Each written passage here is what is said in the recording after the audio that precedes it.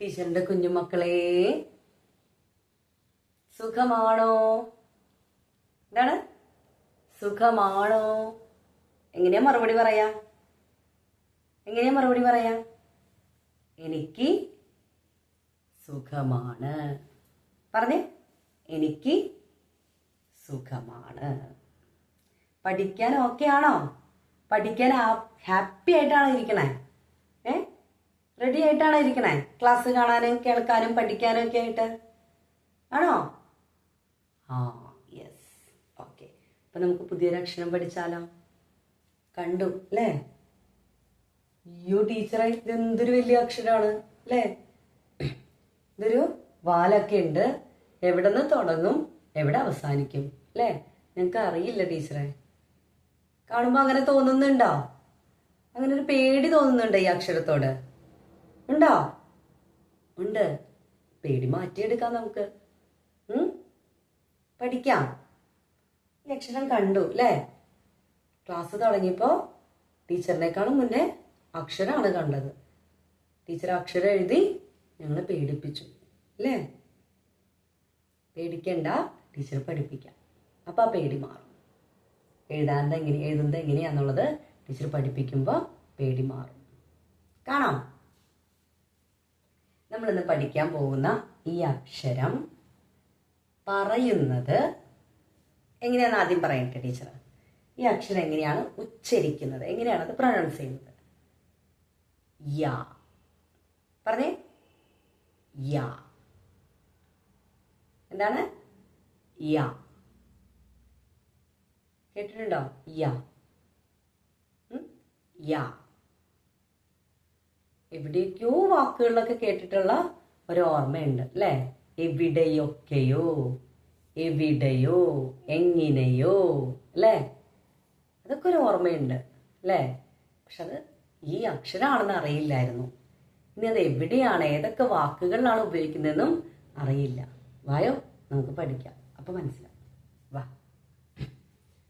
നോക്കുക. ഈ അക്ഷരം എങ്ങനെ എഴുതുന്നത് നമ്മൾ ആദ്യം കണ്ട പോലെ തന്നെ ഇത്തിരി കൺഫ്യൂഷൻ ആവും. എങ്ങനെ എഴുതണം, എവിടെന്ന് തുടങ്ങണം, എവിടെയാണ് അവസാനിപ്പിക്കുന്നത് എന്നുള്ളത് നല്ലവണ്ണം ശ്രദ്ധിച്ചിരുന്നാൽ മനസ്സിലാവും കേട്ടോ. നോക്കുക, ടീച്ചർ എഴുതുന്നത് നോക്കുക. ഇങ്ങനെ എഴുതുക.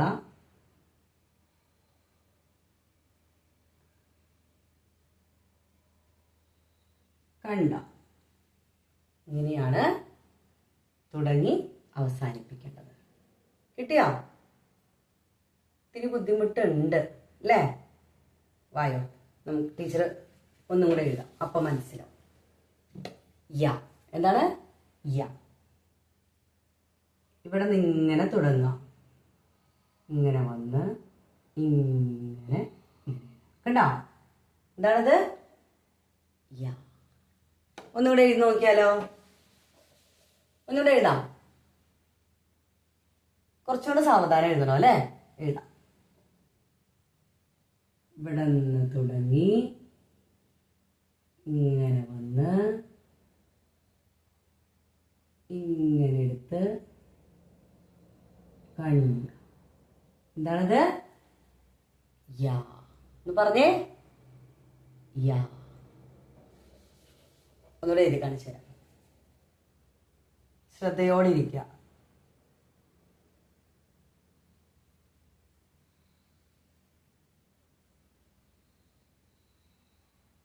കണ്ടോ? കിട്ടിയോ? ഇതേതാണ് അക്ഷരം? യാ. എന്ന് പറഞ്ഞേ. യാ. ഓക്കെ അല്ലേ? കിട്ടിയില്ലേ? വാക്ക് പഠിച്ചാലോ? വാക്ക് പഠിക്കാം.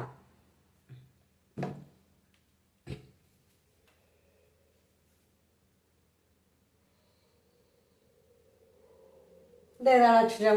നമ്മൾ ഓൾറെഡി പഠിച്ചിട്ടുള്ളതാണല്ലോ. പറ. മാ. ഇതേതാണ് ചിഹ്നം? ഉ. അപ്പൊ എന്താണ്? മു. ഇനി നമ്മൾ പഠിച്ച ഈ അക്ഷരം എഴുതണം. ഏതാണ്? യ. മു യ എന്താണ് ഇൽ. എന്താണ് ഇൽ. അപ്പൊ മ ഉ മു യ ഇൽ. കൂട്ടി വായിക്കുമ്പോ മു യ ഇൽ. എന്താണ് മുയൽ എന്ന് പറഞ്ഞേ. മു യ ഇൽ. എന്താണത്? മുയൽ എന്ന് പറഞ്ഞേ. മുയൽ. അപ്പൊ മനസ്സിലായോ?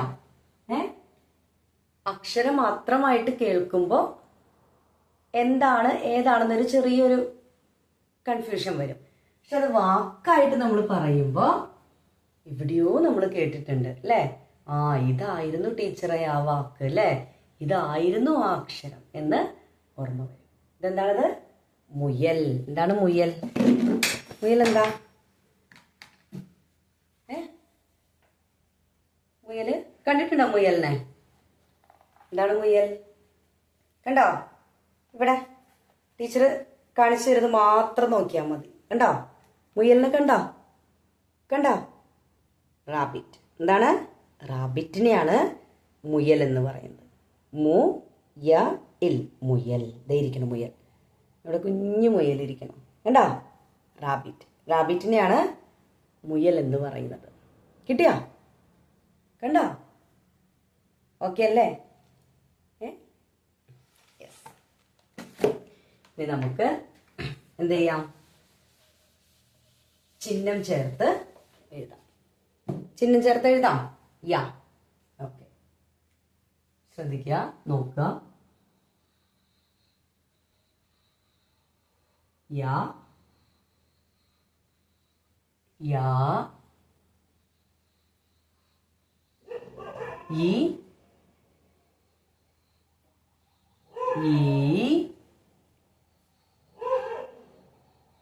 യു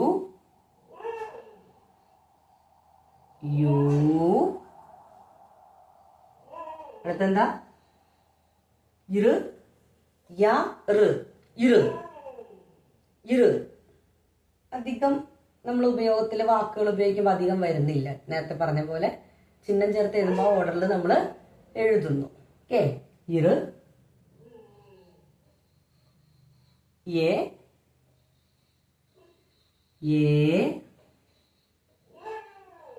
എന്താ? യൈ യോ യോ യൗ യം യ. കണ്ടാ? ഒന്ന് പറഞ്ഞു നോക്കിയേ. യാ യാ ഈ യു യു ഇറ് ഏ യൈ യോ യോ യൗ യം യ. ഉണ്ടാ? കിട്ടിയാ? ഓക്കെ അല്ലേ? ഇത് എഴുതാൻ ഇത്തിരി പ്രയാസമാണ്, എന്നാലും ശ്രദ്ധയോടെ എഴുതിയ നമുക്ക് കിട്ടും. കണ്ടാ? യാ. ഒന്ന് എഴുതി നോക്കാം. ഇവിടെ നിന്നാണ് തുടങ്ങണേ കേട്ടാ. ഇവിടെ നിന്ന് തുടങ്ങി ഇങ്ങനെ വന്ന് എന്ത് ചെയ്യാം? ഇങ്ങനെ എഴുതാം. എന്താണ്? യാ. നിങ്ങൾക്ക് ഇത് എഴുതാൻ എളുപ്പത്തിന് ടീച്ചർ നിങ്ങൾക്ക് ലൈബ്രറികളിലൊക്കെ പോയി കഴിഞ്ഞാൽ വീട്ടിൽ വാശിയൊന്നും പിടിക്കണ്ട. ആരും ലൈബ്രറി പോകണം, ഇന്ന ബുക്ക് മേടിക്കണം, അച്ഛ അമ്മ ഇത് മേടിച്ചു തരണത് വാശിയൊന്നും വേണ്ട. പക്ഷെ എന്തെങ്കിലും പോവുകയാണെങ്കിൽ എന്ത് ചെയ്യണമെന്ന് അറിയോ? നിങ്ങൾക്ക് എഴുതാൻ ഓരോ അക്ഷരങ്ങൾ ഒരു കോപ്പി ബുക്ക് കിട്ടും. ഡോട്ട് ഇട്ട് നമുക്ക് അക്ഷരങ്ങൾ അതിനകത്ത് കാണാൻ പറ്റും. എന്നിട്ട് അതിന്റെ മേലേക്കൂടെ നമ്മൾ എഴുതുമ്പോൾ നമുക്ക് അക്ഷരം കിട്ടും. ഇതൊക്കെ ചില കോപ്പി ബുക്കിൽ ഇങ്ങനെ എഴുതിയിട്ടുണ്ടോ? കണ്ടോ? ഇതുപോലെ ഇതിങ്ങനെ ഡോട്ട് ഇട്ടിട്ട് എന്തുണ്ടാവും? ഓരോരോ അക്ഷരങ്ങള് ഉണ്ടാവും. അപ്പൊ നോക്കി, കണ്ടോ? ഇതിങ്ങനെ ഡോട്ട് ഇട്ടിട്ട് ഓരോ അക്ഷരങ്ങൾ ഉണ്ടാവും. നോക്കിക്കോളൂ കേട്ടാ. അടുത്തത്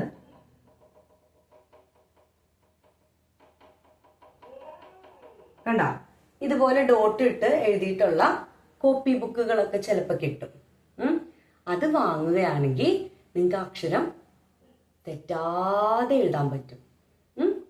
പേരൻസിന്റെ അടുത്ത് എനിക്ക് ഇപ്പൊ തന്നെ വേണമെന്നൊന്നും വാശി പിടിക്കണ്ട. എപ്പോഴെങ്കിലും പോകുന്ന സമയത്ത് ഒന്ന് സജസ്റ്റ് ചെയ്യാം. നിങ്ങൾ അവിടെ പോയി കഴിഞ്ഞാൽ ഇന്ന കോപ്പി ബുക്ക് കിട്ടും അമ്മ, അച്ഛാ നമുക്ക് അവിടെ ഒന്ന് പോയി നോക്കിയാലോ, അല്ലെ, ഒന്ന് കളക്ട് ചെയ്താലോ എന്ന് പറയാം. ഓക്കെ, അപ്പൊ നമുക്ക് എന്ത് ചെയ്യാൻ പറ്റും? ഇത് ഇങ്ങനെ ബുക്കുകളിൽ വരുമ്പോ കണ്ട, നമുക്ക് തെറ്റാതെ ഇങ്ങനെ കറക്റ്റ് ആയിട്ട് ആ ലൈനിലൂടെ ആ ഡോട്ടിലൂടെ എഴുതാൻ പറ്റും. യാ. അടുത്ത ഏതാണ്? ഏതാണ്? വാ. കണ്ട, അടുത്തത് പാ. കണ്ട, ഇതുപോലെ ഡോട്ട് ഇട്ടിട്ടുള്ളത് കിട്ടുകയാണെങ്കിൽ നിങ്ങൾക്കത് കുറച്ചും കൂടെ എളുപ്പമാവും. ഉണ്ടാ, എഴുതി പഠിച്ച അക്ഷരങ്ങള് കറക്റ്റായിട്ട് എഴുതാനായിട്ട് എളുപ്പമായിട്ട് കിട്ടും. അതൊന്ന് ട്രൈ ചെയ്ത് നോക്കണം കേട്ടോ. ഓക്കെ, അപ്പൊ നെക്സ്റ്റ് ക്ലാസ്സിൽ കാണാം. നന്നായിട്ട് പഠിക്കുക.